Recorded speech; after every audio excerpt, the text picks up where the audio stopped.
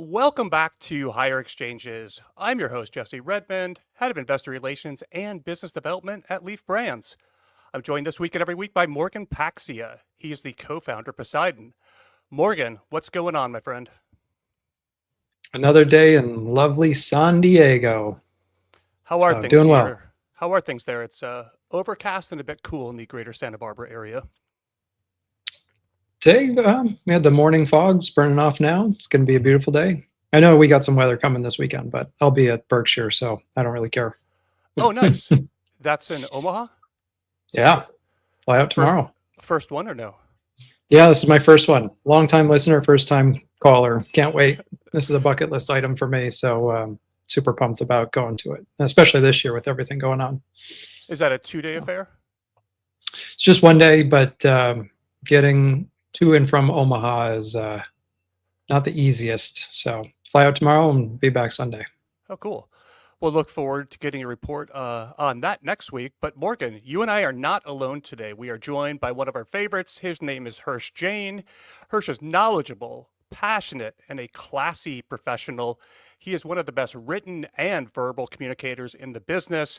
Hirsh is a guy that you ask to do a bit of show prep, and he sends out a tremendous outline within 24 hours. So, Hirsh, great to have you on the show. Great to work with you. Welcome back to Higher Exchanges. And today, I will say to you, Guten Tag. It's one of the German words I know. Okay. Thanks for having me. Yeah. So tell us a little bit about where you are. You're live from Germany. Yeah, I'm in Berlin, and it's incredible. It's an amazing city, as I think a lot of people know. It is a beautiful 75-degree day here in Berlin, which I'm told is very rare for late April, early May. Today is also May's Day in Berlin, May 1st, which is, I've learned, the International Labor Day. And so all across the city today, huge demonstrations like related to labor. And there's also a huge number of parties going on. It's like half Burning Man, half Occupy Wall Street. So there's a lot of activity on the streets, and I'm here at the ICBC cannabis conference that just wrapped up, which we'll talk about and which experience. So yeah, tell us. So what's the vibe sesh in Berlin in general? Just kind of curious what it's like there. I mean, it sounds like it's a fun time being May's Day, but what's the vibes of the from ICBC? What's cooking there? Totally much to unpack about Germany, but just at a high level, I mean, it's awesome to be here. I feel like the same sense of excitement that I felt like early on during the early days in California during 2016, 2017. A lot of that excitement in different parts of the US, as we'll talk about, today, has sort of given way. So it's really exciting to be at the cusp of a market just taking off. And it's also amazing to build further community, meeting all of these incredibly talented professionals from different countries who are just as passionate about cannabis as we are. And so, in addition to learning a ton about the German market that I'm sure we'll unpack today, there was that excitement. There was the opportunity to meet all these cool people from France, from the UK, who are all descending on Germany and want to make their mark here. And the other thing is these conferences give you the opportunity to build stronger relationships with Americans that you already know. That's one thing I found, right? You may know someone, and when you see them at an American conference, you'll chat with them a little bit. But when you're abroad, there's solidarity in the fact that you're both Americans. And so there are dozens of people who I feel like I really built a much deeper relationship with over the course of these 3 days. So honestly, it's been amazing, and I feel so lucky to be here kind of at this moment in history. Is the how much of it is domestic participation versus international, as you mentioned, like France, UK, America, I'm assuming Canada too, but what was kind of like the participation breakdown? Totally. If I had to estimate, I think there are about 3,000 attendees, right, in total. So a fairly sizable conference. And I don't know the exact stats, but if I had to sort of ballpark it, I would say a narrow majority of people are Germans, right? And certainly a lot of the people on stage, were operators leading German cannabis companies, whether it be Canna Sativa or 420 Pharma, et cetera. So I'd say a slight majority of folks are Germans, but just as you said, Morgan, right, there's great representation from other, European countries that are interested in exporting to Germany. We saw a great presence from a lot of, Canadian cannabis operators, folks that we had known before. And I would say there were, maybe several dozen Americans here. I don't know, maybe close to 100 or so. And a lot of those folks, are of a very high quality, people who are leading, attorneys, right, in the space, or other analysts in the space. So really, the most international cannabis gathering, at least I've ever been to, which has been super. How do you know what the how big ICBC was last year? Like, is there like a notable growth to get to 3,000 or? I do know that it's growing every year, right? So I was told that the first ICBCs actually were held in the United States, interestingly enough, in 2017, 2018. And, it's sort of like the MJ Biz story, right? Like initially we held this conference and there was 30 people in this broke hotel, right? And so I don't know the exact number for last year. My opinion is that every year it gets a little bit bigger. And obviously, I think the driving interest in being here this year is just the growth that we've seen in the medical cannabis market in Germany over the past 13 months has been astonishing. So if I had to ballpark it, maybe you had a couple thousand people there last year and 3,000 this year. And just the sense of excitement that people have is really, really palpable. So you mentioned operators attending, some service professionals, call it, attending. Did you meet any investors? Yes, I did meet some, none that I had, not like the US investors that I was familiar with previously, but I did encounter, a number of new investors here who are sort of intent on the thesis that this is a place that is worthy of attention, especially as the United States, sort of stagnates. So yeah, definitely met some new folks here as well. And I'm just generally curious about the investor base globally. So were they more domestic, or are they from like Europe, or where were these folks coming in from? Yeah, they were coming in from Europe. Some of them had sort of like a pharmaceutical kind of background, and so yeah, not many of the familiar faces, right, that you might see in the US from an investor perspective. But yeah, these were folks from the UK or from the European continent. Do they feel as burnt out as we do over here? Like I find, Hirsch, when I go to different markets, I get different vibes where we're all from California and there's kind of a worn out vibe here where, we've had a lot of price compression. We have crazy regulations, and California's a pretty challenging market. So when I talk to a lot of people here, I get kind of that exhausted feeling. Whereas when I go to other states that are just kicking off or have newer adult use programs, they feel more invigorated. What sense did you get in Germany in terms of the overall excitement level? I mean, I think people here are invigorated, right? I mean, there are some people who have encountered, right, a lot of the challenges in the US. And so surely they're exhausted with that. But I think part of their motivation in coming to Germany was to explore a new frontier where there's new possibilities. So yeah, I mean, I saw a lot of optimism and enthusiasm, while still, with a real-eyed recognition that, there will still be changes in this space, right? I don't think everyone was looking at things through rose-colored glasses. But yeah, I think people are excited to be here. And to kind of go back to your question, Morgan, about US investors, now that I think about it, right? Like one of the women that, I spent a lot of time with the past few days was Jean Sullivan, right? Who started ArcView. And there's an example of someone, right, who early in the US space and, has done a lot of great things, but has been doing this, as you have, Morgan, for more than a decade. So has a lot of bruises. And her constant refrain, right, throughout these few days was, this feels like 2013, 2014 all over again. And so what I took that to mean is like, okay, like, there has been a lot of what we experienced in the United States, but this reminds me of the enthusiasm that we felt when we were embarking on this journey in the US. And I should also say that enthusiasm was coupled with a lot of discourse about how has the United States evolved? What mistakes has the United States made? In what way can Germany rewrite the landscape as it pertains to cannabis and sort of allow that to flourish across the EU? So even people with scars seem to want to understand how they could avoid some of those same challenges in the future. And I thought that was, exciting to be part of that conversation.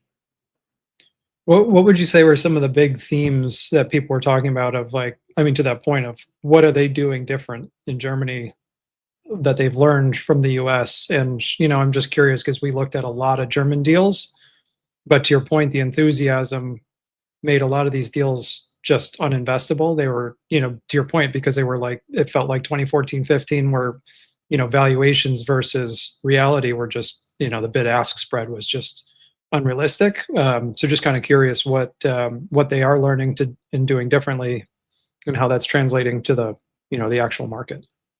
Yeah, what was fascinating to me is that many of the folks, particularly the Germans, right, they were described the regime as kind of a response to the way the US had rolled out its program, right? So one of the themes that we constantly heard was that, and we all know this to be true, that the US has adopted a highly fragmented approach, right, with varied rules across all of these jurisdictions. And that has made it very complicated for different operators. There was the refrain that the US taxed its industry and so contributed to like a really persistent illicit market. There was the theme that in the United States, a bunch of investor capital was lit on fire and they would like to shepherd their program in a more responsible way. You even heard the theme, from a number of the leading German cannabis operators, of operators like Cannasativa or Grünhorn or 420 Pharma. Again, I know these names may be a little bit less familiar to a US audience, but these are some of the larger German players. They were talking about how they had engaged in a lot of their lobbying efforts in unison and were drawing a contrast between the lobbying approaches of multi-state operators and what they described as their kind of co-opetition model, where they recognized that in order for the market to be sustainable, they would have to work together. So I thought it was very interesting to think about how Germany was conceptualizing its own program in a very different way than the United States. And maybe one or two more things I'll mention quickly. These things are kind of obvious. There was a much stronger public health orientation in these conversations, right? If you think about in the United States, when we have policy debates around cannabis, it's often, my state is losing out on tax revenue to a neighboring state, right? Or we could create this number of jobs by legalizing cannabis. I was intrigued by the extent to which that wasn't really, and I was talking to actually Anthony Cogniglio of New Lake Capital about this, who actually made his point. So I'm actually just kind of stealing his point here. But he was making the point that whereas that animates the conversations in the United States, there's a much stronger public health orientation, right, in Germany that seeks to sort of focus on harm reduction and mitigate the illicit market. And I thought that was quite striking. It says a lot about the different ways in which these two regions are approaching cannabis. And last thing I'll say is this is a much more of a pharmaceutical, industry, and is much more about cannabis, at least in Germany, within an existing medical distribution system, being pharmacies, as opposed to standing up, right, a whole distinct kind of infrastructure to distribute cannabis. So there's more I could say there, but those are kind of the high level distinctions. Sure. Do you, and just a follow up on the, the evolution of the landscape. Up to this point, there's been a pretty significant export market, right, from Canada to Germany to provide, wholesale product. Is there a sense of a domestic market wanting to compete with that, or how does Germany feel about that? Do they want more of like, not to like throw shade on the US, but I mean, we are inherently a state by state, and some of our states are, take California, it's the fourth largest economy in the world, so it's just surpassed Japan. So I mean, we kind of can stand alone in some of these states, and there's a bit of protectionism around that as discussions go forward around interstate commerce. But how does it look like there? Do they have demand or interest in wanting to build more of their own capacity, or are they pretty happy with importing product from abroad? Totally, it's a good question. One of the stats heard, this weekend is that 62% of the cannabis that is currently consumed in Germany is being imported from Canada. So to your point, Morgan, that's really a substantial amount. And I have to say, I didn't hear like big calls to develop like a domestic cultivation infrastructure and to sort of take ownership over at all, right? And so there seemed to be some level of satisfaction with the fact that German consumers could avail themselves of this product from other markets, and I didn't feel this kind of protectionist impulse. And I think that goes back to what I was saying before, that the animating goals of the German cannabis regime are not maybe to monopolize the economics for themselves, but to develop an industry that serves those public health goals. Now, you will hear, some claims to the contrary, right? There are operators like Demican, for example, a German operator, holds a domestic cultivation license. And one of its arguments is that by virtue of holding that license, it is valuable because it will ultimately seek to prioritize its domestic cultivators. So yeah, there are people that are saying the ability to cultivate domestically within Germany is a valuable asset. But I didn't I didn't hear so much about that over the past few days. What I heard about is how can we broaden our set of, sort of product offerings so we could better compete with the market, for example. And those were sort of the focuses of the conversation. Yeah, Guap there chiming in on the live stream saying electricity costs are 3 to 4x higher in Germany, and indoor grows are so insanely inefficient and expensive in the first place. That's an interesting data point there as well, which may be why they're leaning into more of the imports. Totally. Right. And Yeah, the other thing, go ahead, Ben.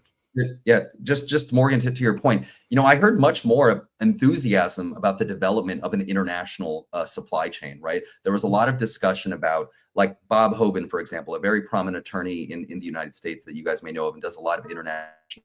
He was leading a lot of conversations about how the development of an international supply chain for cannabis can help obscure some of the deficiencies in different domestic programs, right? And we already kind of intuitively understand this to be true, right? In the United States, we say, hey, if we could engage in interstate commerce, then these like siloed states like Oregon and California, that are really struggling right now, they might be able to benefit from these national markets.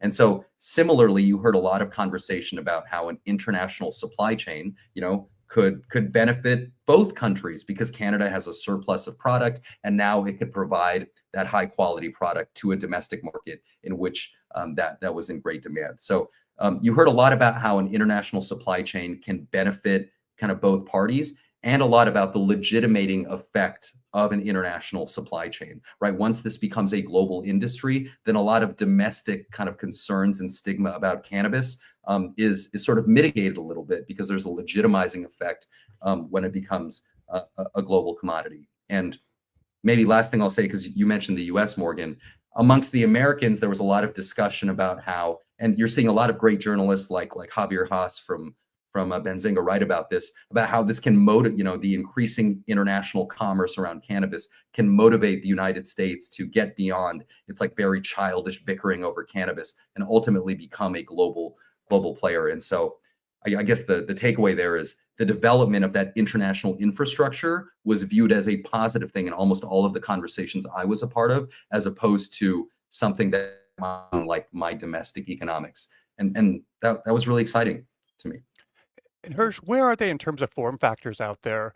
So in the US, what we're broadly seeing is flower, I guess we call it whole flower, raw flower, whatever you just buy a jar or bag of flour, put it in a pipe, put it in a bong, roll a joint, that continues to get smaller and smaller. And it's the manufactured, easier form factors that are getting more popular.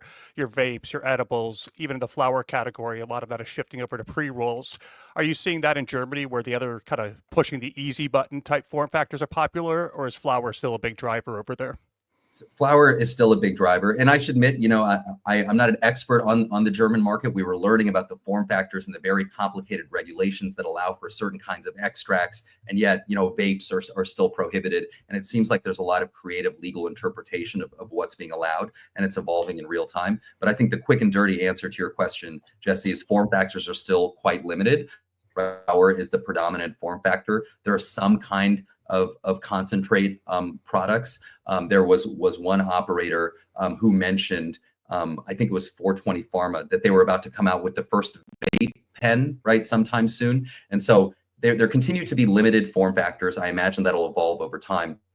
When it came to discussions of the illicit market, it's really funny. In the United States, we often view the illicit market as being buttressed by the price disparity, right? The fact that it's a lot cheaper to buy illegal weed than it is to buy legal cannabis. But in Germany, actually, right, by using their existing medical infrastructure, legal cannabis is actually cheaper than illicit, right? So legal cannabis, the estimates that we were given, is being sold through those pharmacy channels for 4 to 7 euros a gram, whereas illicit cannabis, right, is selling for 10 euros a gram. And so I mention that because a lot of the discussion around mitigating the illicit market was not so much, hey, we need to make legal cannabis cheaper so people buy it legally, right, which is kind of the constant in our conversation. In the US, it was, hey, we just adopted this decrim model, and yet through legal channels, we're only able to offer, a small amount of product. And so if we want to combat the illicit market, we have to develop form factors that are competitive with the illicit products that are now not penalized given the state of decrim that exists here. And an anecdote that I kept hearing throughout my few days here was about Mary Jane, which is an event I've never been to, but I think is held in June of each year. And apparently there was a lot of illicit California sales, California brands being sold at this Mary Jane event in Berlin last June. And I was told that that was anticipated to continue when it happens this June. And so that is, I think, one of the things to watch in the German market is, does the illicit market proliferate, not because of a price disparity, but because other more innovative products are not yet available through these pharmaceutical channels. Mm-hmm. Yeah, it's really interesting. Yeah, no, it's really interesting about the German market because they don't grow it and they don't sell it, right? Because it's sold through pharmacy channels. So, I just kind of wonder, like, what is the value proposition for German companies, other than, to your point, like they spend a lot on research to have like this public focus. And this was, some of the challenges we were having is like, it's just not profitable businesses because, basically they're trying to take a margin on importing and markup and then sell, but then they spend a lot on R&D. So, is there any kind of talk about the profitability or the health of these businesses, or like, are they still on the capital raising cycle? Like anything around that? Totally. Yeah. What should I say here? I think there's still a lot of open questions to be answered, right, about the profitability of these different businesses. And yet, some of the domestic operators like showed a little leg, when it came to their recent financial performance, and sort of were charting like basically the substantial growth in patient count over the past 13 months and how their financials, right, had grown over time. And so I'll share some of this just because it was shared at the conference, right? But Sanity Group, for example, right, which is a leading German player, noted that, about a year ago, they were generating about $2 million in revenue per month. Now they're at about $6 million in revenue per month. They anticipate being at about $8 million in revenue per month. To your question about profitability, Morgan, they were not profitable up until a few months ago. Now they have greater than a 20% margin, which they, anticipate will increase going forward. And look, I'm not really in a position to interrogate and investigate those financials, but there was a lot of confidence presented amongst these domestic players that the sort of regulatory environment allowed them to be profitable.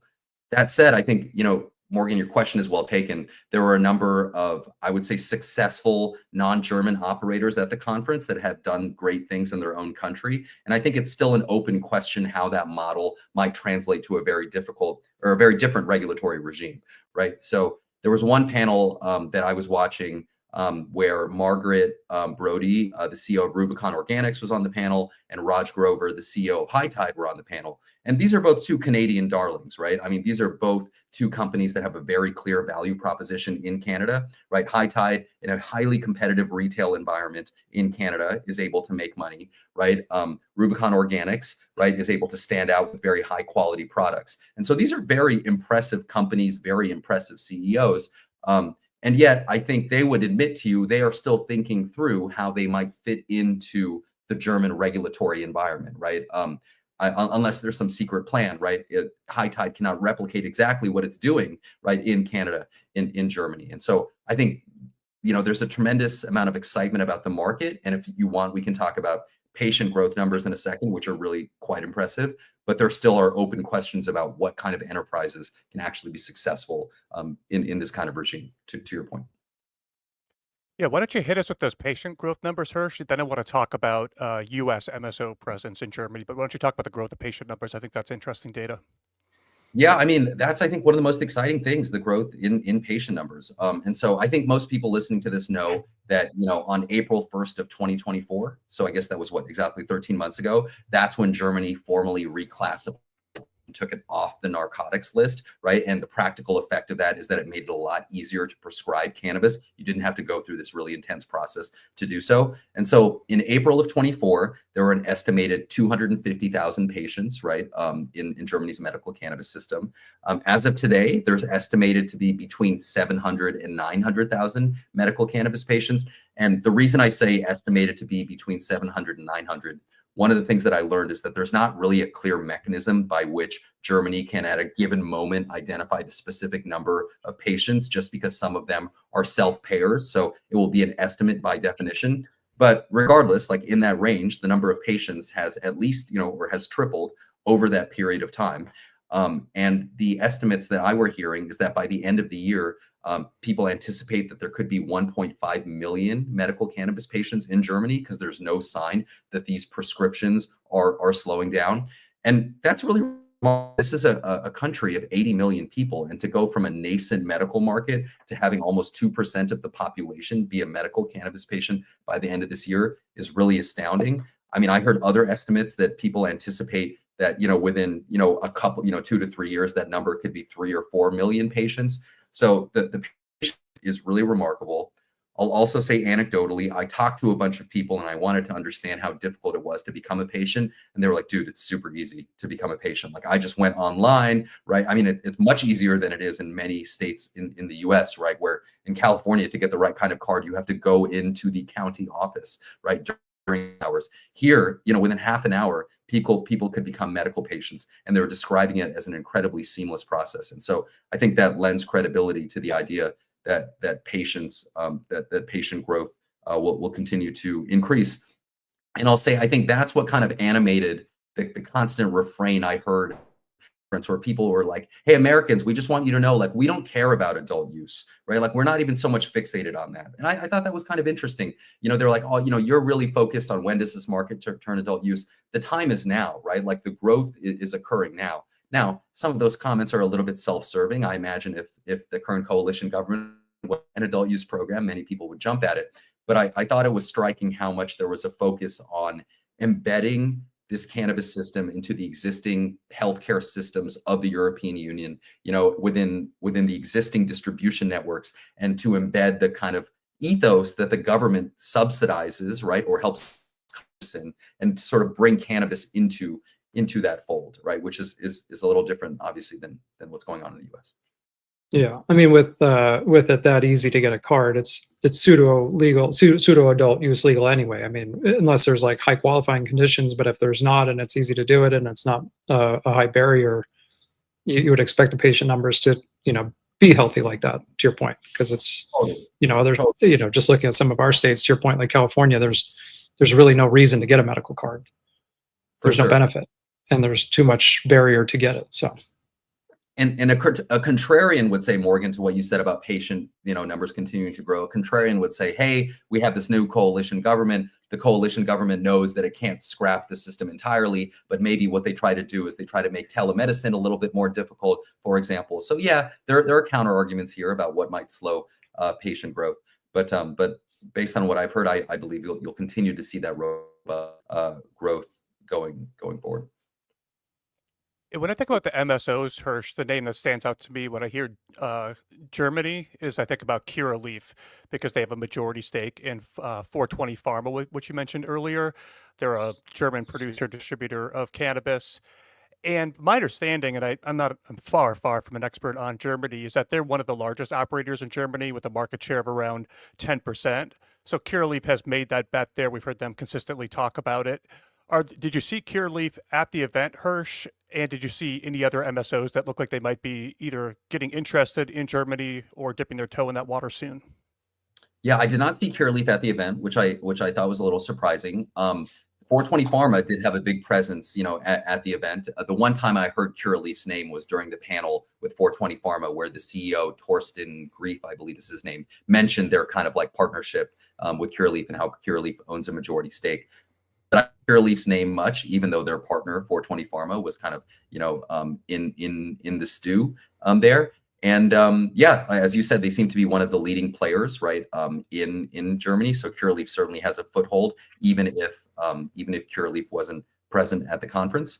The one other MSO that I saw at the conference, and I thought that was really interesting, was Cresco, right? So the keynote speech was given by Charlie Bechtel of Cresco. And that was interesting to me because I at least had never heard Cresco express kind of any interest about Germany. And so it was notable to me. First, Charlie kind of gave the keynote, right? Like the opening keynote. And when I was looking at who was there from Cresco, to be clear, I don't speak for any of these companies. These are just my kind of observations, right? But I saw, Charlie from Cresco there. I also saw Greg Butler, right, the president of Cresco there. And I saw JP, who I believe is on the corporate development or on the IR team. And so first, I thought it was notable that they were there, that they were giving the keynote, and that they brought from some pretty significant firepower to be present at the conference. And I didn't see any other MSOs there. So Cresco was there.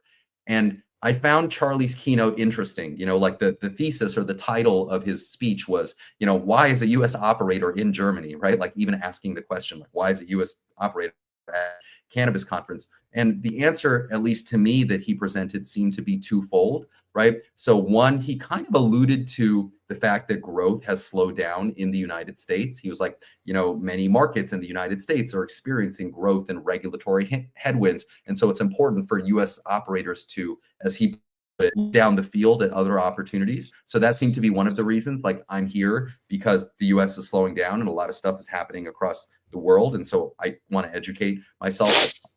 And then the other argument that he presented, which, I'm still kind of thinking through, is he said, we have been through what you have been through before, right? He said, we have been, and so here he was sort of advertising to, a largely European audience saying, hey, we're Cresco. We've been through the fire for a decade. We've encountered many of the same challenges that you have. And so maybe you can learn from us. Now, that's kind of an open question, right? Like whether the licensing structure of Germany lends itself to the kind of we've seen in the US. It might not work out in that exact same way. But that aside, it seemed to me to be, and then they were like, hey, come talk to us afterwards. Like, we have learned a lot. You should come talk to us. So not to speak for them, but I interpreted it to be, we are here to educate ourselves on the German market, to present ourselves to the German market as an experienced player, and like, come talk to us and like, let's see how we might explore how we gain a foothold in this market, knowing that I don't think it's clear for any non-domestic operator how they might play. So that was kind of my read of their presence there. You make anything of Cresco being there, Morgan? Had you heard of interest on that side?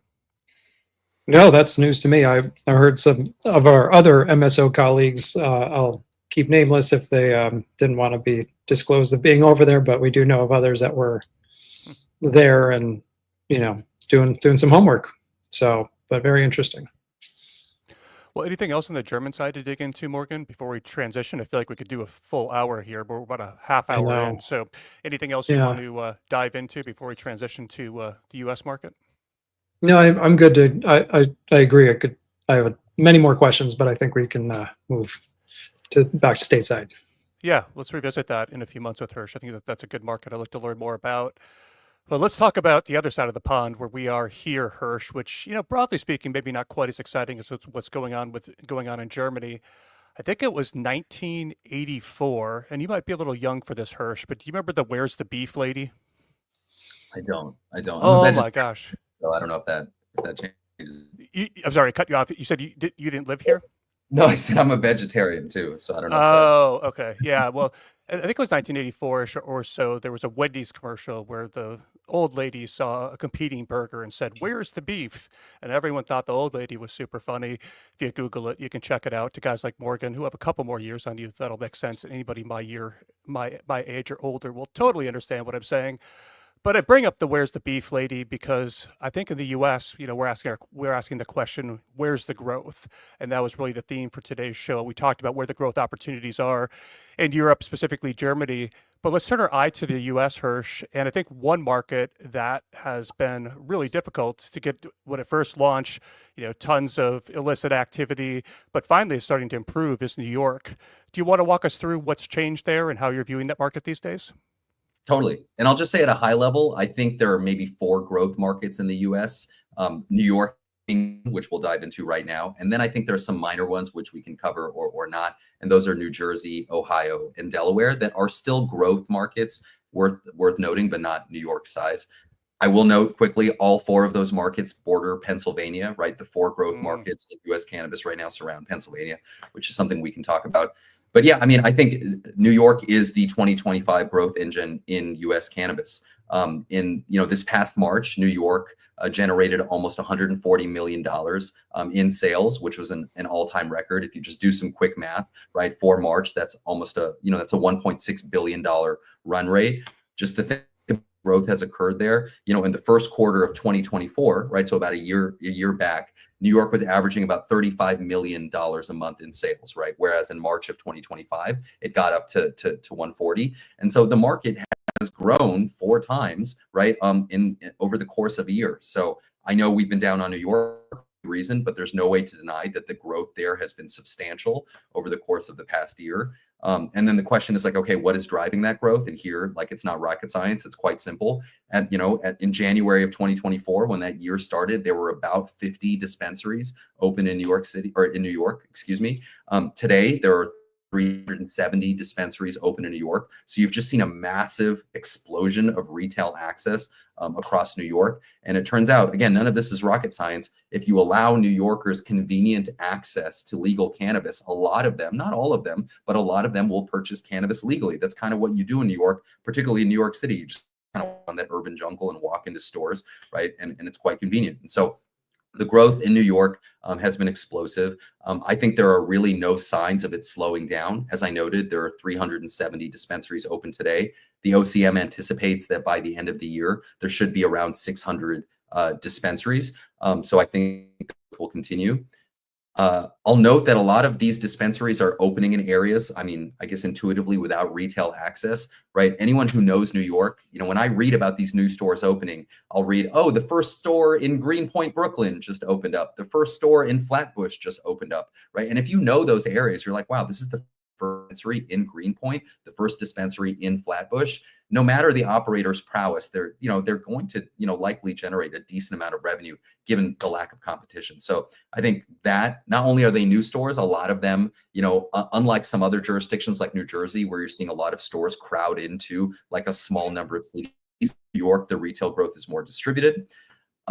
And I'll also note, before I came to Germany, I stopped in New York because it's kind of on the way from California, obviously. And so I got to spend a week on the ground in New York, which was incredibly educational, especially during 420 week, where I got a sense of that same enthusiasm, right, that I was talking about before that we feel a little bit in Germany.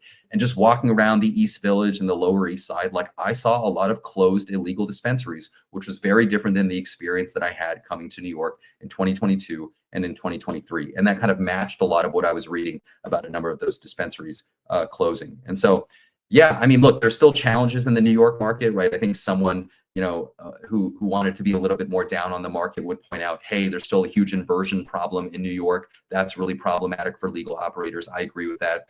Other people, right, might note that growth is not distributed evenly, that there are some of those retail operators that even fairly early in the game are struggling. So, not to look at this entirely through rose-colored glasses, there are challenges, but New York is growing. And, I think it's quite close to being a top 5 market in the United States, right? Which is wild if you think about it, because it almost used to not exist, right? So if you think about the top markets, obviously you got California at the top, which is just south of 5 billion. You got Michigan after that, which is just south of 3 billion. You got Florida after that, which tends to hover above 2 billion. And then you have Illinois and Massachusetts, right? Illinois is generally around 2 and Massachusetts is a little lower. But New York just passed Missouri, right, based on its March performance, and it's close to becoming a top 5 market in the United States. And I think on a run rate basis towards the end of the year, like it will do in monthly sales, I believe, if we're talking in November or December, than an Illinois or a Massachusetts, right? I think it will be a top 4 market, again, on a monthly run rate basis by the end of the year. And I think, that really gives you a sense of, it will be a real contender here. Whereas, again, a year ago or so, it was just an afterthought. Yeah, I think talking about the revenue numbers is important, going from about $1 billion to $1.5 billion this year, but also Hirsh doing so at healthy margins. We, Leaf Brands, decided to enter New York. We signed an LOI for a Type 1 processing license, which is the broadest license there that allows you to do the most types of extraction. And one of the reasons we liked New York was the growing market, huge opportunity there, but also much healthier margins. A jar of live resin in California that goes for 15 or 20 bucks goes for 60 or 70 bucks in New York. So for operators out there, certainly very profitable. Of course, you have to expect that to come down. We built that into all of our assumptions, but for a year or two at least, we have really healthy pricing out there. And on the public operators, Hirsh, we're starting to see a few more MSO doors open, but still not a massive MSO market. My notes show about 35 MSO-owned doors, Curaleaf 6, GTI 5, Cresco, Cannabis, and a few others look like they have 4. And isn't part of that, Hirsh, because still the majority of those doors are medical because there's a massive conversion fee to adult use? Totally. I mean, I think that's exactly right. Most of the, some of the MSOs have sort of transferred those stores over to become adult use stores. But, kind of, as you noted, structure of the law requires, many of those stores to remain medical, right, for the foreseeable future, right? Like all of the 8 current medical stores an operator might have, they will not, at least based on the way the law is structured now, be able to convert all of them. And then secondly, as you noted, like the conversion fees are just insane, right? They're really just like criminal, and they're just not the best use of capital for a lot of these operators that, of course, have limited capital to begin with. And so, because of that, you're seeing a lot of those ROs or those MSOs place a greater emphasis on wholesale, right? Their way to play in this market is to serve the growing universe of adult use stores that are being opened by card applicants. Now, I'm sure they would love to open their own stores, some of which are in awesome locations, but that's just not really the best use of capital right now. But, you are seeing some operators, like when I was in New York, expectedly GTI, right, seems to be building a really strong presence in New York. Like, Rhythm seems to be one of the leading flower brands. I mean, there are more niche brands that are greater brands there, but yeah, I think MSOs are taking advantage of that. And I believe the OCM put out a report that said that 10% of adult use sales in New York right now, like, the products being sold on the shelves are from the ROs, and 19% of the flower being sold on a New York shelf is from an RO. And so that gives you a sense, right, of the amount that they are capturing there. But I think there's still so much room, right, for all of these actors to capture a greater share of that pie, right? I mean, we're at a $1.5 billion run rate today. There's no reason that this market should not be a $5 or $6 billion market, opinion, given New York's status as just the center of global commerce. So yeah, some people have made some headway there, but I think there's still so much more room for those operators. My last comment on New York is to contrast with Germany. We talked about form factors over there and flower still being really popular. It's working the other way in New York. And I think it's working, I'd be curious if you guys agree or disagree, but I think across the US in most markets, especially the most innovative markets like, California and New York that tend to be trend leaders, you're seeing products that use concentrates continue to go up. That's another reason we decided to enter the market. We make concentrates. And in New York, concentrates are used in over 52% of products, which I think is the highest number that I've seen. So lots of adoption there of innovative form factors, and especially the vape market just kills it over there.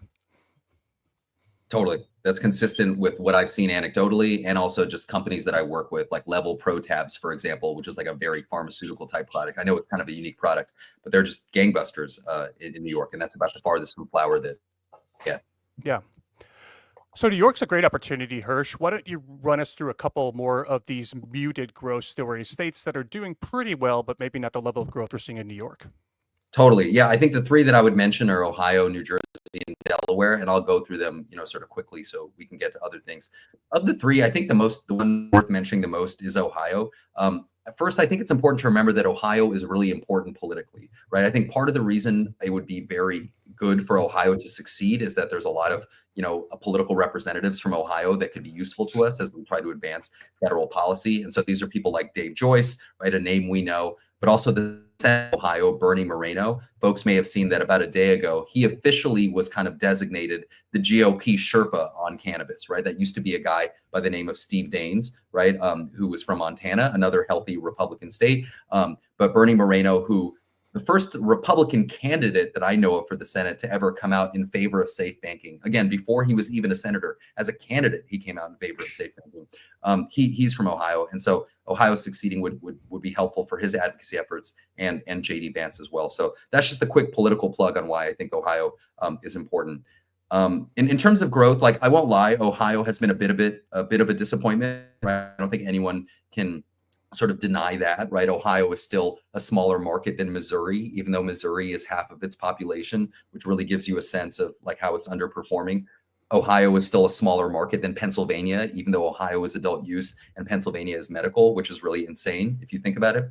So we shouldn't overlook the fact it has underperformed, right, relative to its size and its potential.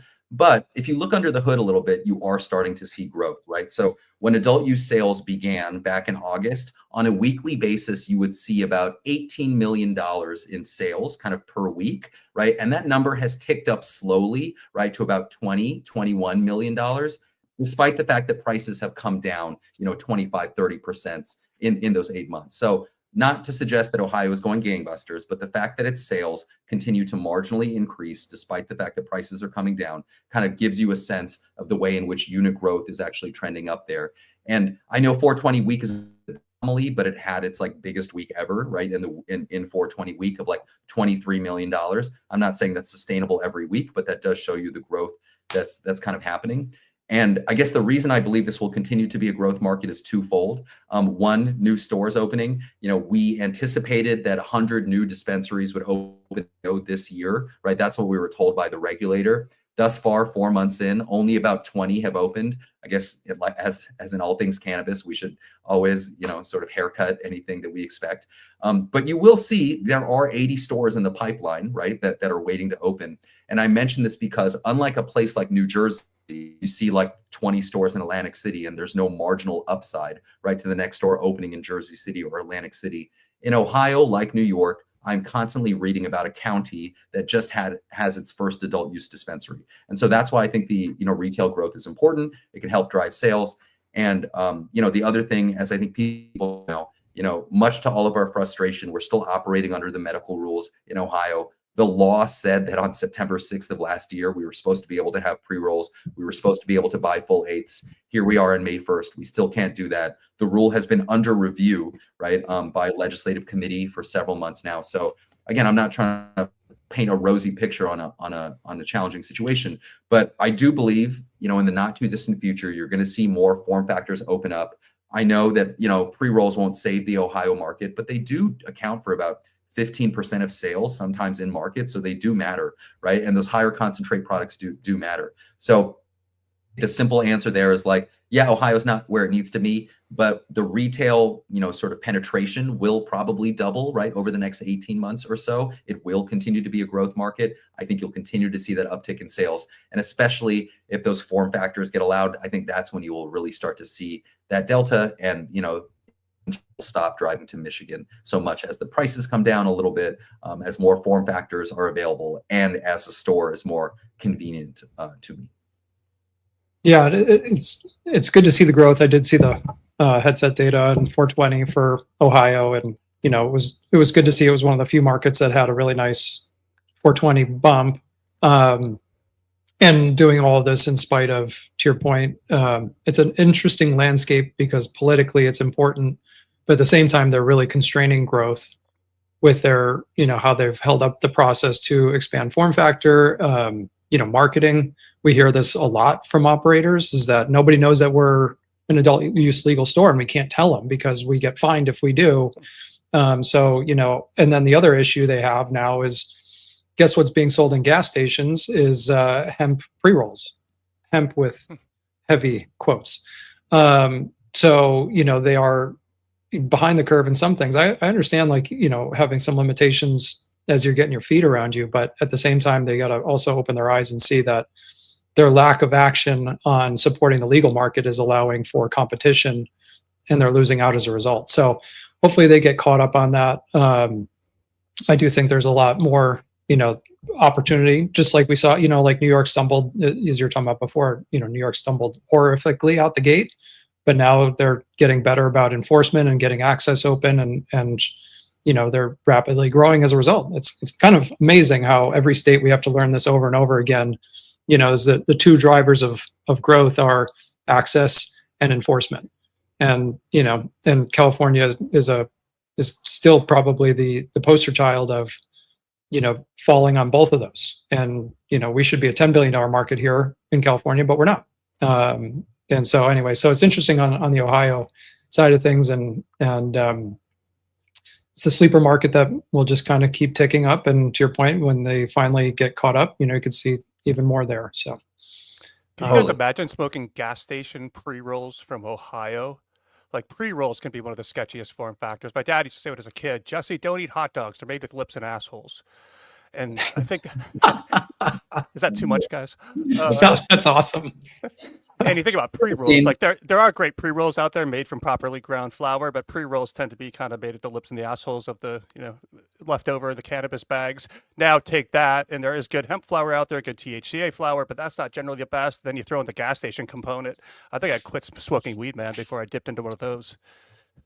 Totally. I mean, I agree with that. First, I don't know if you guys have seen The Simpsons, where they show where hot dogs come from, but that's a really Okay, good. I'll have to look that one up. I think, You look up where's the beef. I'll look that one up. totally. The other thing I'll note is the Ohio Senate just passed a bill yesterday that would require intoxicating hemp products to be sold only in dispensaries. Now, that's just the Senate. The House would also have to act. But I do think that, a lot of us were concerned that the Republican legislature in Ohio might sort of overturn the ballot initiative. And they're certainly not friendly to cannabis. But I think one of the good things is a lot of their firepower in the legislative session, a good amount of it has properly been trained on the intoxicating hemp market as opposed to the regulated, cannabis market. So that gives me a little bit of hope that we might be able to move forward there. I was just going to show Sorry. CBX. I don't know if you guys have tried these guys. I just picked some of this up recently. Solid pre-rolls. Oh, is that cannabiotics? Yeah. It's cannabiotics.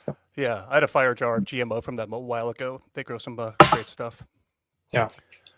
You want to hit us quick, Hirsch, with Delaware and New Jersey? Yeah, I'll be quick here. Delaware, I know it's a state that people don't really care much about, right? It's a small state, but it's the next state that could start adult use sales.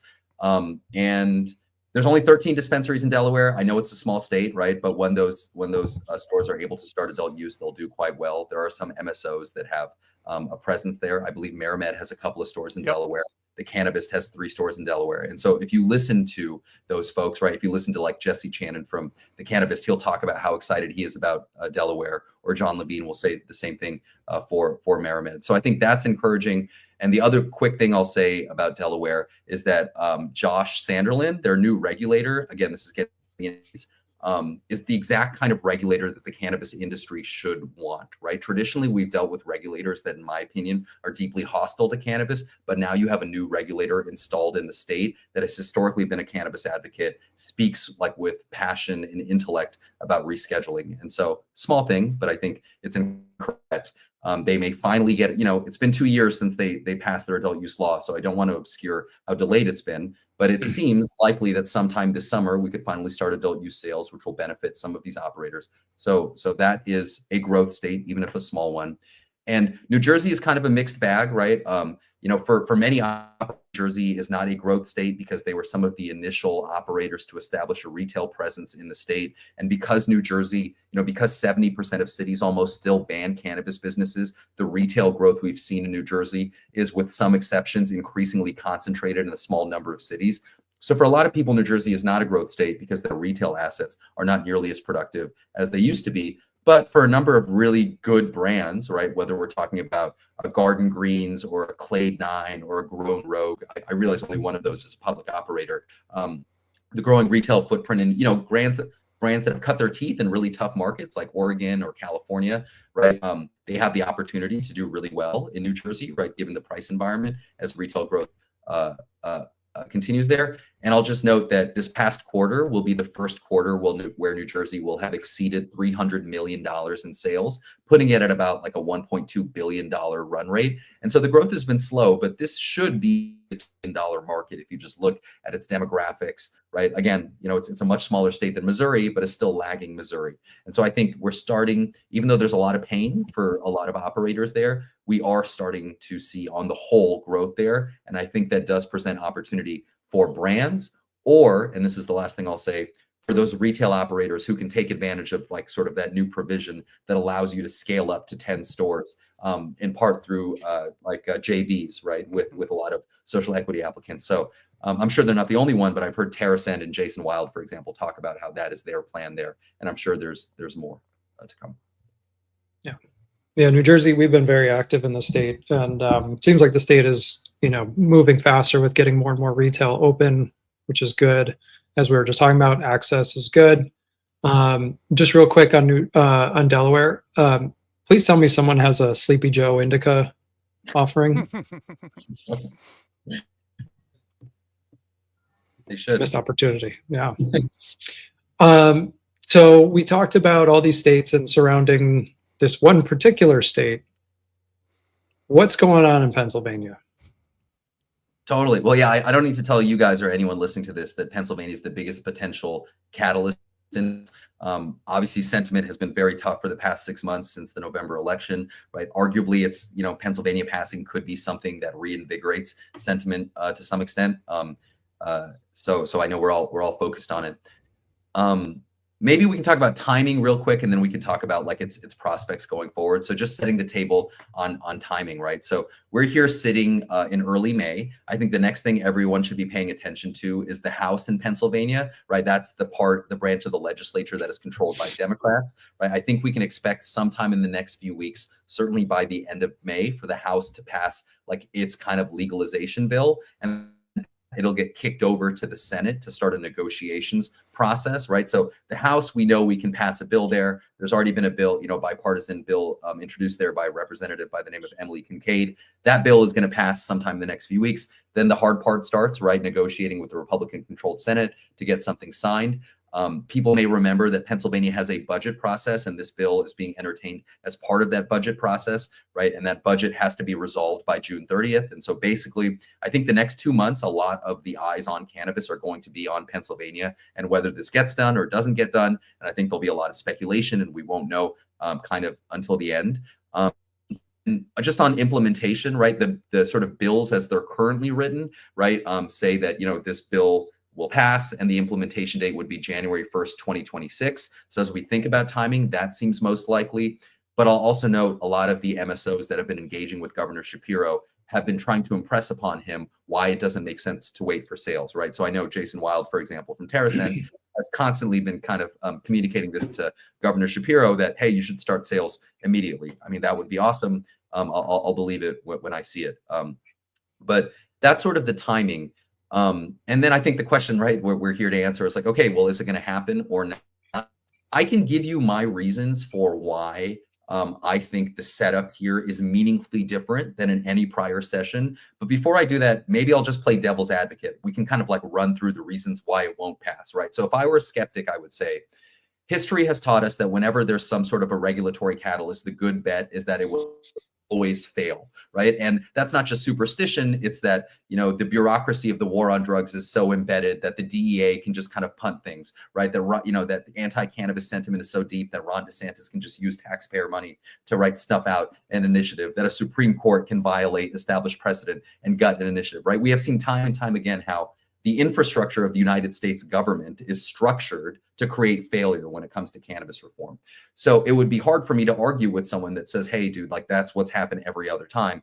Why should this be different, right? And that person might also say, like, hey, like a lot of those GOP senators just said a few months ago that they're not willing to let this forward. Like, why do you think Shapiro is going to be able to broker a compromise here, right? Or they might say something like, hey, even if the bill passes, right, there will likely be huge conversion fees similar to New York that are included there. Or because Governor Shapiro wants to use this as a revenue generating mechanism, the tax rates are going to be so outrageous that it's going to be incredibly punitive. So that's all a way of saying those are fair arguments, right? And there's no response that I have that can completely undermine those concerns about why this might pass, right? But with that said, and again, this is another topic we could talk about for hours, but just to run through it quickly, why do I think the setup is meaningfully different than in prior years? Like kind of skeptical in prior years and less skeptical now. One, the election is over, right? It was going to be really difficult to broker a bipartisan compromise in the middle of the 2024 election. If you think about someone like Josh Shapiro, his incentive 10 months ago was to get Kamala Harris elected or to potentially be Kamala Harris's, VP nominee. Was his focus, and that was his incentive.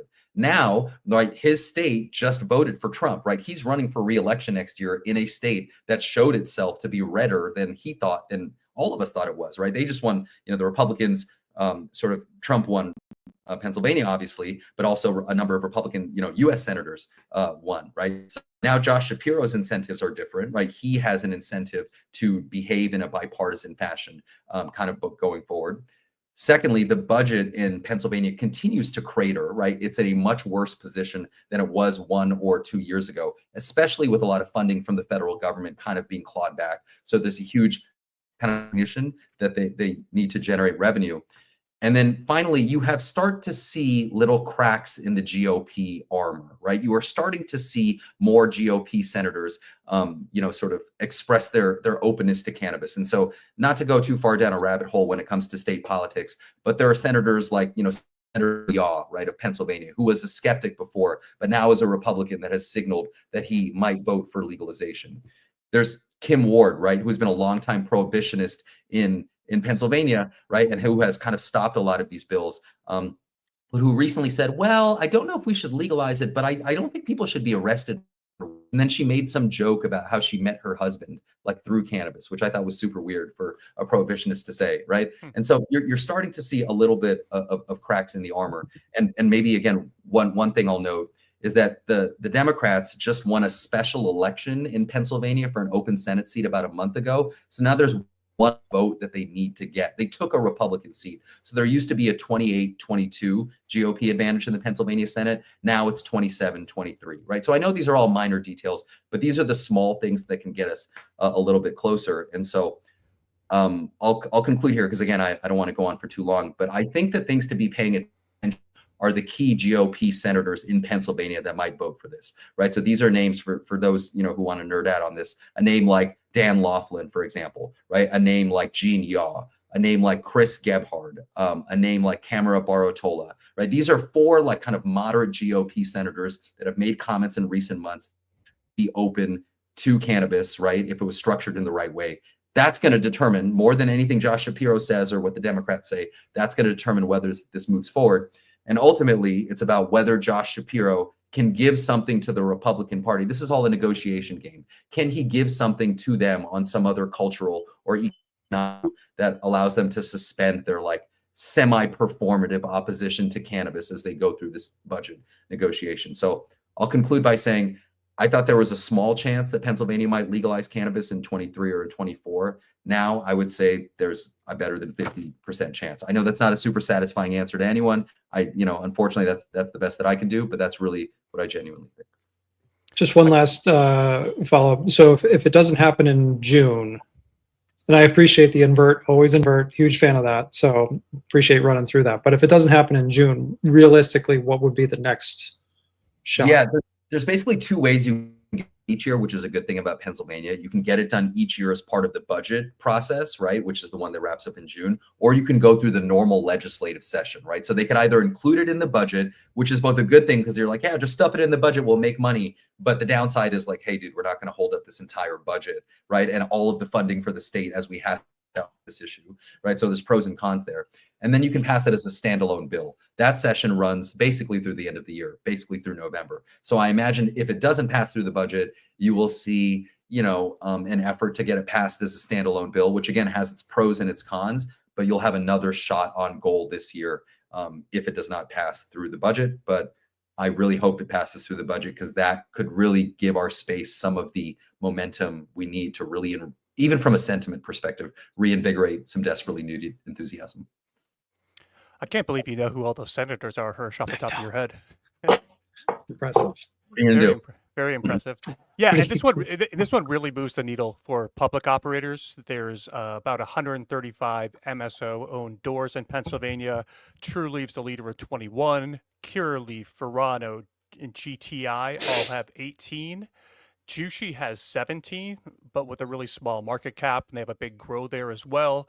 And Cresco has 15, and they're known for strong brands in the state and have a strong wholesale position as well. So big deal in terms of flipping the state, but also a big deal with the large amount of MSO exposure would really move the needle, especially on those tier one names and some of the smaller ones like your Jushis. So excited to keep an eye on that, Hirsh. Sounds like the prospects there are decent. We can call that cautiously optimistic. And why don't we switch tones a little bit and talk about Minnesota? Fascinating market for me. Not only did I grow up there, so I keep a close eye on it, but the interaction with the intoxicating hemp market, I think, is really going to be a case study someday. What I'm speaking to there is they have the low-dose edibles and the low-dose beverages available, in convenience stores, alcohol stores, grocery stores. You can even get some on tap at different breweries out there. So you have a lot of adoption on the hemp side. I'm curious, once the adult use program really rolls out, does that cannibalize that, or does that kind of serve as a leg into that adult use market? Meaning, do people say, I don't need the dispensary because I've already got my 5 milligram beverage, and so that cannibalizes sales? Or does it help and people say, oh, I love the 5 milligram beverage I have. Now let me step it up to a pre-roll or step it up to a vape card or buy some flour. So I think it's a really interesting market to watch from that perspective. But Hirsch, it sure has been frustrating at the rollout. Totally. By I the way, mean, Jesse loves beverage as a form factor. Yeah, it's my absolute favorite. you got to pay them. You got to pay them to drink Yes. beverages. Dollar a can, dollar a can. Dollar a can.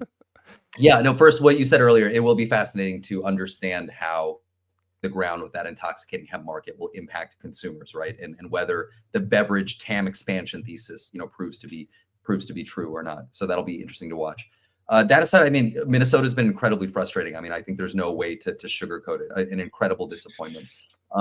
It's funny. There's a Republican legislator in Minnesota, Nolan West, right? And I became aware of Nolan West 2 years ago, right? Some obscure Republican legislator after the Minnesota Democrats got their trifecta and they said, hey, we're going to legalize weed, right? Nolan West was the only Republican who was like, yeah, I'm down. We should legalize cannabis, right, in Minnesota. But let me be a part of this conversation because I think the system you're designing is destined in disaster. I think it's going to end up in bureaucracy. It's going to end up in lawsuits. You guys are designing this like very elegant system that makes you think that you're masters of the universe.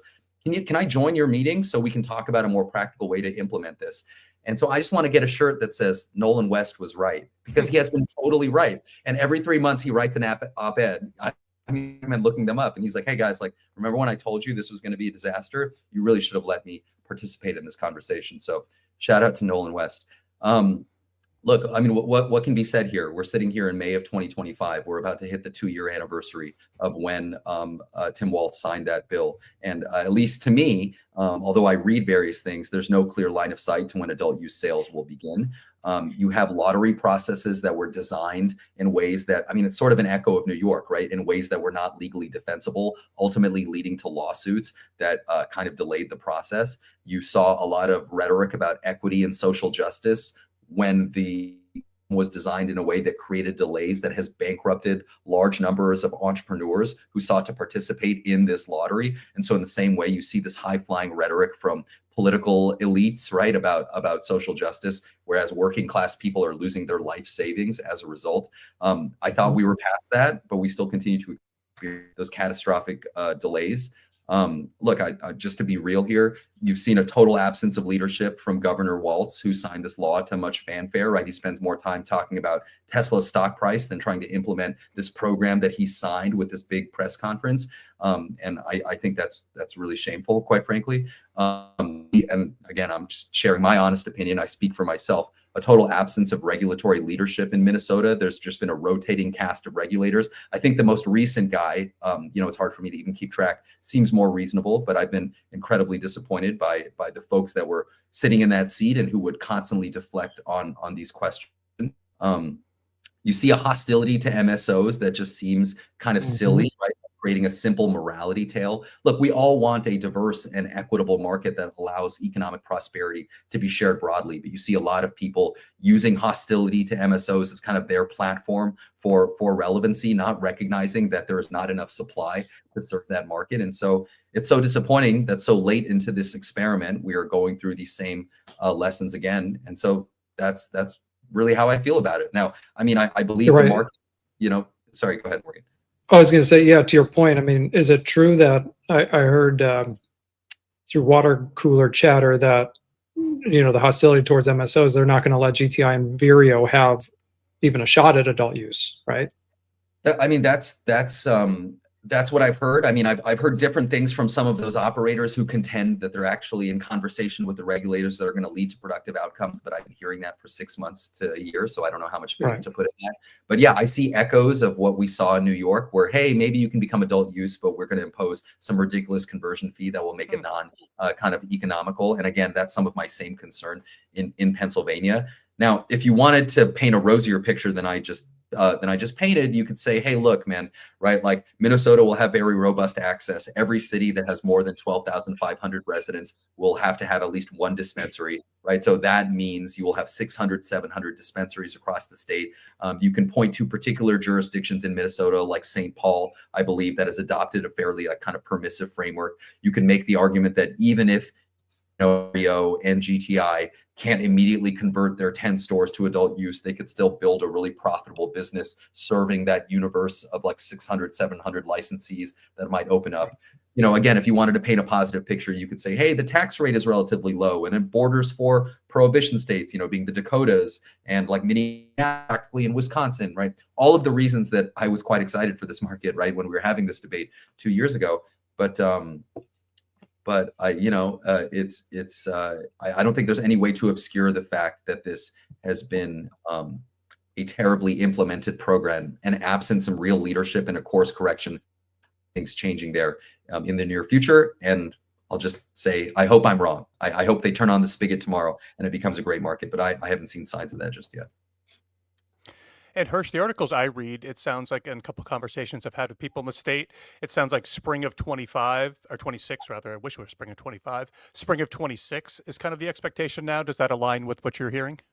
That does align. I mean, I read a recent article that said, hey, we could get this program up by the fall, right? And so my intuition tells me that spring of 26 seems most likely, just given how stalled so many of these license issuances have been. But I guess you continue to official mantra that this could happen later this year. And I'm reminded of when New York continued to insist that sales would start in 2022, and then one store opened on December 31st, 2022. So I guess it depends on what we mean by when the program starts. Well, Morgan, why don't you take us into Florida? That was a growth engine we were hoping to have sooner than later. Didn't work out last fall, but why don't you frame the situation for us there, and let's chat about it a little bit. Yeah, so I think we're still licking our wounds from that not happening. Sure. And there's been some really interesting news coming out about, Hirsh, you touched on this, about maybe some campaign money and some things that were maybe not done right. And even Roger Stone has been getting very vocal about what's going on in Florida, which is really interesting, being all in the R camp. But, just most recently this week, there was an initiative, born out of the Senate first in Florida, about trying to clean up the intoxicating hemp situation that's now dead again, it seems. So, and where are, I guess, just try to level set, where are we in Florida as a medical market? What's the process for, it sounds like they may even raise the supermajority requirement for adult use. What's the prospects looking like in Florida? Totally. Yeah. I mean, first on the hemp side, I think, you guys know, and many people watching this know, that the hemp bill, to regulate the intoxicating hemp market in Florida, which is just gangbusters, died yesterday. That was very suspicious to me, right? The reason is that they couldn't come to an agreement between the House and the Senate language. It's interesting to me that a bill that passed unanimously last year, that all of a sudden there's so much kind of disagreement and inability to find kind of compromise on this issue that a lot of these people said was an issue. The convenient thing about the fact that they couldn't come to an agreement is that doesn't put pressure on and if DeSantis were to veto the bill again, that would be really bad optics. Now he's spared from those bad optics. So I have no inside knowledge there, but it seems very suspicious to me that they couldn't find agreement there. The practical impact of that, regardless of why it happened, is that the intoxicating hemp market will remain an issue for the foreseeable future in Florida, which is insane given all of the rhetoric about children that kind of dominated a lot of the conversation, right, when it came to the adult use initiative. So I think that turn of events is really unfortunate. On DeSantis, I mean, I guess you can say it's encouraging that to some extent he's being held accountable. If I were a betting man, right, just given that he's a powerful, I think ultimately he escapes really deep punishment here. I mean, maybe at worst, his wife, who allegedly was a contender for the governor's nomination next year, maybe she has kind of a stain on her and her political prospects are damaged. And so, I mean, as an American citizen, it's encouraging to see the rule of law assert itself in some capacity. In our space, we operate in the space where, all sorts of illegal behavior against cannabis is tolerated. So it's encouraging that there's at least a conversation, right, about his misdeeds that are happening there. I'm not sure whether or not he's held accountable. If you wanted to be an optimist, you could say, something to this effect, right? You could say, hey, the fact that his arguments against Amendment 3 are now seen in such a negative light will mean that those same arguments will not have resonance for a future ballot initiative, right? I mean, that's kind of an optimistic way of looking at it, but he kind of like stained the prohibitionist arguments, I believe, because there's a widespread understanding that what he did was not appropriate. So I think that's one thing to note.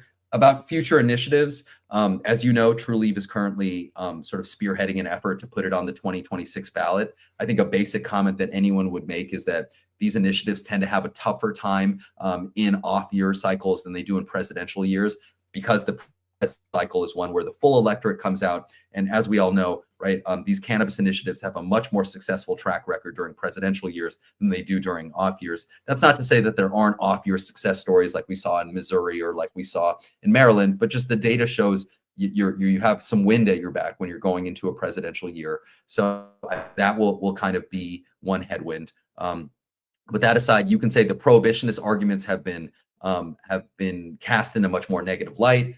As you guys are aware, the current initiative that is circulating tries to make some attempt to address a lot of the arguments that, the criticisms that were made of the initiative before, right, around advertising to kids, which again is such a joke given the intoxicating hemp stuff that's going on, but around advertising to kids, right, or around home grow. And so the initiative is arguably being crafted in a sounder way. The arguments against it, might be looked at in a more critical light. Still, the politics are a little bit harder in 2026.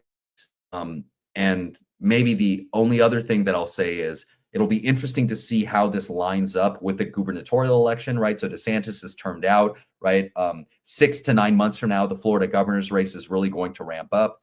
Probably one of the leading contenders to be the next Florida governor is Byron Donalds, in part endorsed by Donald Trump, which is a big stamp of approval in Florida. And although he voted against Amendment 3, he said that he did it for constitutional reasons, and that he actually, he has intimated that he is more friendly to weed than DeSantis is. So I know that's not a clear answer, but I think those are kind of like just the competing considerations as we go forward.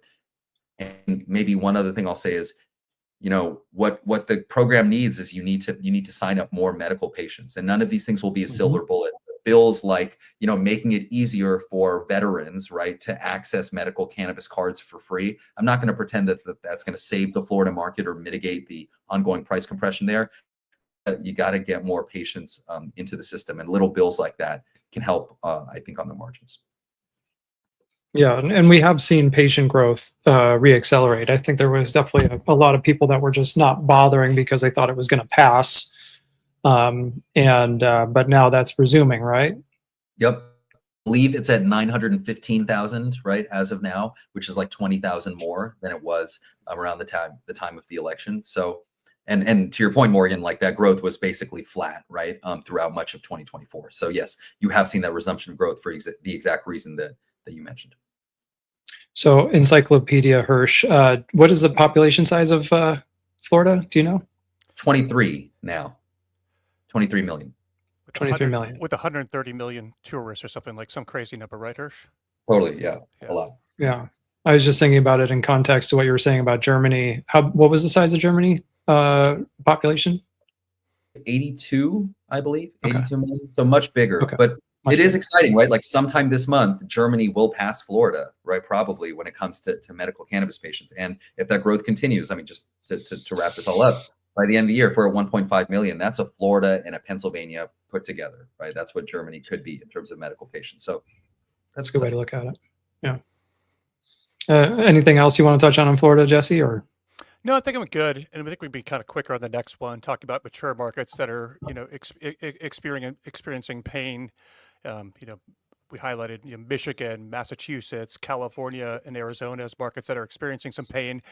And guys, how I see this being impactful to portfolios is we kind of expect markets over time, they flip to adult use. There's a couple great years, and then it's a matter of how quickly do they compress. And so you see some ones like New Jersey that hang in pretty well, and then you see other examples like Massachusetts experienced pretty severe compression. California's pretty difficult. And so the challenge, I think, to an investor's portfolio is if in a normal year, and see if I can frame this properly, you have markets in your portfolio that are degrading. Let's say you own a diversified MSO portfolio. You have markets that are degrading. That's one thing. But this year you're missing the growth elements. So all you have is degrading. You don't have the new growth markets to offset, these legacy markets that have been going down. I think that creates, a lot of problems in the space. And I think that's one of the reasons you're seeing a lot of margin compression this year. So Hirsh, kind of talk to me, if there's a way you can frame it broadly, just as we're chasing the clock a little bit here. Just kind of, can you frame broadly how you're seeing these mainly legacy markets, your Michigans, your Californias, and also Massachusetts and Arizona? How do you see that price compression moving at this point? Do you see it slowing? Do you feel like we're getting to a bottom? In any cases, are some of those starting to pick up? Yeah, I mean, just to be quick here, if I think about all those markets, you can put them in different buckets, right? And I think I would put Michigan and Massachusetts bucket. Now, what I mean by that is these are two markets that have continued, the mature markets, they have continued to actually increase sales, right, marginally for years. The market overall, right, is growing and unit growth is growing substantially, but there's just really severe price compression. Now, what are the drivers of that price compression? I think there's two things. One is licensing structure, and two was maturing during COVID, is what I would say, right? So Massachusetts and Michigan just have licensing structures that really place no limits on supply, right? Like the licensing structure, right, unlike many other states, are such that supply is basically unlimited. And so that licensing structure, in concert with the fact that those markets matured during 2020 and 2020, when cannabis was deemed an essential business, when there was far more capital availability in the space, meant that like much more of that supply was kind of built out. And so I guess what I'll say is what maybe most people on the call know. It's a great market for consumers, right? But it's a really hard market to make any money in. People say for low prices is low prices, which, and I take that, that's a fair point. But at least in Michigan, we haven't seen that be the case. Prices continue to go down there, right, without any evidence of rebounding, despite the fact that operators continue to leave the market. And so, yeah, that's a really tough market in which to be an operator. I don't think there's any way to obscure that. Maybe you have a really talented operator like Harrison that is able to build some level of scale in a Michigan to mitigate their losses there, but it's still a really, really tough market.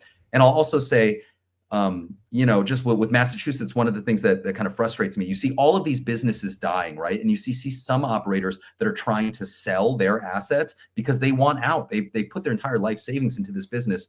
And then you have people who claim to be standing up for equity and saying, hey, we cannot, lift the 3-store cap, right? Because that will lead to a monopolized market, which, you see academics or other people working for nonprofits making these claims, whereas the people who put their lives into this business are not able to exit it to satisfy some theoretical, but in practice, not justifiable claim about equity. So, anyways, that's Mass and Michigan. I'll just say quickly about some of the other markets that you mentioned. I think California is a little different in that Mass and Michigan, like on a per capita sales basis, they're actually doing pretty good, and their sales have continued to trend up. I don't think you can make that claim about California, which in my opinion is the most mismanaged of all the US markets. We have seen over the past 4 years a 20% price decline. Now, there are some really good operators, right, in the state that are able to compete on price.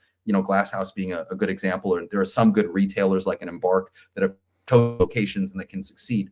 But the market is totally cratering. And you know this well, Jesse, out of the 1,200 dispensaries in California, only 200 of them, in my opinion, can be counted on to consistently pay their bills.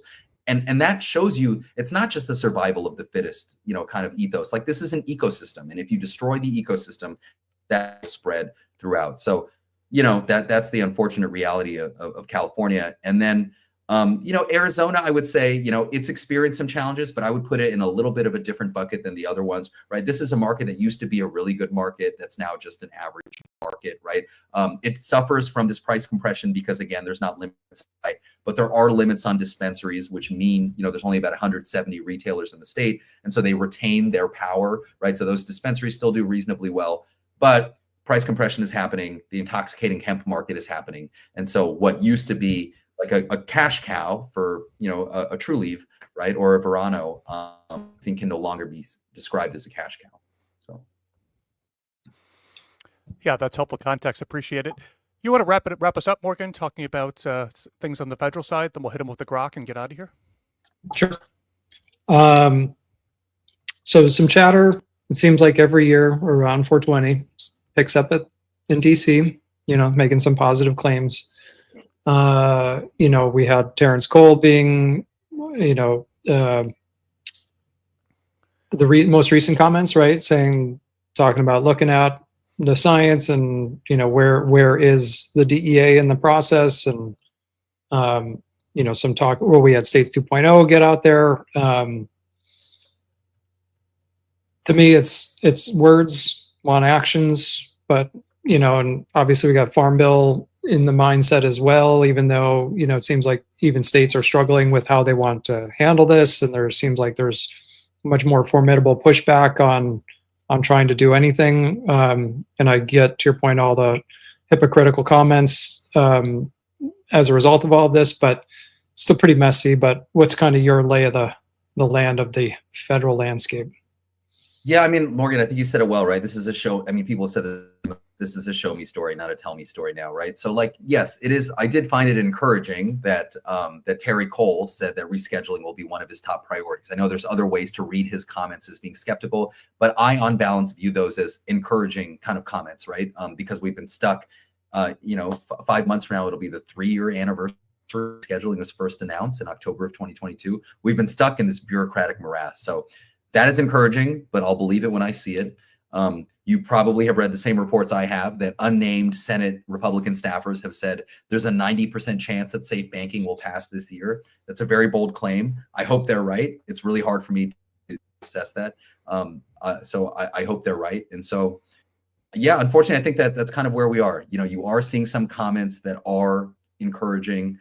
You can make the claim that, like, with someone like Bernie Moreno spearheading this process, coming from an adult, a red adult use state, that could lead to some progress. But I think all of us are speculating until we see what happens here. So that's my short, probably not super insightful answer, but we're just playing a waiting game. Yeah. I mean, Congress, have they done anything yet this year? So until they actually get back to work, it's hard for me. But Jesse knows that I'm long time been struggled with words over actions and from them, but we'll see. Anything you want to touch on from the Farm Bill? The Farm Bill, what I would say is, I think one of my concerns about the Farm Bill is I could see, in the same way we saw in Florida, consensus that something needs to be done, but an inability to agree on the specifics, right, of how you solve the problem. I could imagine something similar happening with the Farm Bill. And so, again, we'll play a waiting game, but I think there's a lot of steps between now and getting to some consensus about how that Farm Bill is kind of restructured. I have more faith in our recent court decisions that sort of give more power to states to regulate their programs. And so that's the way in which I see this unfolding. In other words, there was a recent Fourth Circuit appellate court decision from a few months back that clarified that states have the ability to impose, more restrictions on these intoxicating hemp products than are prescribed by the Farm Bill. Now, that's something that many of us believe to be true, but having an appellate court kind of move that forward is very helpful. Again, the downstream of that, you need the states to be actually able to come to some agreement. As we've just seen in Florida, that's not always. So I guess I would say, getting to some consensus from the federal government will continue to be a challenge. I'll believe it when I see it. And I think more of that activity will continue to happen on the state level. Hirsh, can they just keep kicking the can on the Farm Bill indefinitely without actually, drafting a new one? Or what are the rules about how many times they can extend it? I mean, the rules are that, excuse me, that you have to pass a Farm Bill every 5 years, right? So I guess in theory they could continue to extend it, and there's nothing stopping them from doing so. I mean, it's now been 7, I believe, so it's got to be addressed at one point or another. But I think in theory it could just keep getting kicked. So there's a rule, but they don't have to follow it. Is that what you're saying? That's welcome to American government. Shocking, right? Yeah. Rules for thee, not for me. Something like that, right? Yeah, That's right. Anything else on the federal side before we wrap up and talk about grok? The last quick comment I'll make is that comments like the one that Tom Tillis made at the hearing yesterday, I think are very encouraging, right? So this didn't get as much attention as, what Terry Cole said, but Tom Tillis, the senator from North Carolina, continues to make a very articulate case for why the state-federal conflict is untenable and has led to, as we know, a wild, wild west. I know those comments by themselves don't lead to action, but I do think comments like that do hit at the heart of the issue. And the fact that someone who is coming from a state that has no cannabis program is willing to say that, I think is really encouraging. Well, that's great. Well, let's transition to Ask Grok. And before we get into your specific Grok, I will tell people that I've been trying to learn a lot more about AI over the past couple of months and integrate it more into workflows in my life, and stumbled across a great podcast I think I shared a week or two ago. The name escapes me right now, but that led me to looking into the guest in that podcast more. And he wrote a book called The AI Driven Leader. And it talks about somebody in the consulting business and how they learned about AI and how they built this consulting business and how they're helping people use AI to really make more effective decisions. Less about how can this help me write an email, or less about how this can help me with a social media post, and more about effectively using AI for strategy and deeper dives. And I know you've been getting into that a little bit more beside Morgan, but if anyone's looking to up their AI game, check out that book called The AI Driven Leader. I'm about halfway through, and gives you some basic things like good prompts to use, but also just gives you a ton of ideas about how you can use AI to go way beyond things like writing emails. So again, if you're interested in that, check out The AI Driven Leader. Well, and I think Higher Exchanges is quite a AI driven or AI mindful, since we've had this Ask Grok segment now for quite a while. Yeah. So this week's Grok, I asked, given Terrence Cole's comments yesterday, so about the rescheduling process, I said, what is a probabilistic timeline for rescheduling? Grok gave me this very thorough response, but I'm just going to read the summary because it was very thoughtful. I was very pleased with that. But so Grok's answer: the most likely timeline, assuming Cole is confirmed and acts on his stated priority, points to a final rule effective by May 2026. So that's the baseline scenario. That's a 50% probability. An optimistic timeline could see completion by February 2026, but only a 30% probability, while a pessimistic scenario pushes it to October 2026 or later with a 20% probability. These estimates hinge on Cole's confirmation by mid-2025, resolution of hearings by mid-2025, and a decision by late 2025. However, his cautious approach, DEA's history of delays, and potential legal challenges introduce significant uncertainty, making a prolonged process more likely than a swift resolution. Yeah, I didn't hear 2025 in there as much as I would have liked to, Morgan. Yeah. Any thoughts on that one, Hirsch, in terms of when we finally see resolution on Schedule 3? I think 2026 seems more realistic just because the confirmation to happen, and presumably if he says he needs to study what's in front of him, that will take some time. But I hope I'm wrong. One day we'll wake up happy. But, yeah. Okay. Well, this has been a great conversation, guys. The reason we started doing Higher Exchanges is we wanted to have conversations we'd like to have anyway, but do them in a public format. And it's just been awesome to talk to you, Hirsch, for about an hour and a half here and learn so much about Germany, which was great, but also get these updates on the U.S. So thank you again for joining us live from Germany. If people want to follow you or even learn more about your consulting business, Hirsch, where's the best place to get hold of you? You can follow me on Twitter at Ananda Strategy. That's ANANDA Strategy. Or you can go to my website, www.anandastrategy.com. And thanks for having me, guys. I love joining you. So thank you. Yeah, it's great having you back on. Yeah, super good conversation. So thanks again, Hirsch. Thank you, Morgan, as always. Appreciate everyone listening and watching on YouTube. And we'll talk to you again soon. The views expressed in this podcast are provided for informational purposes only. Nothing we say should be considered research or recommendation. All investing involves risk, including the loss of principal.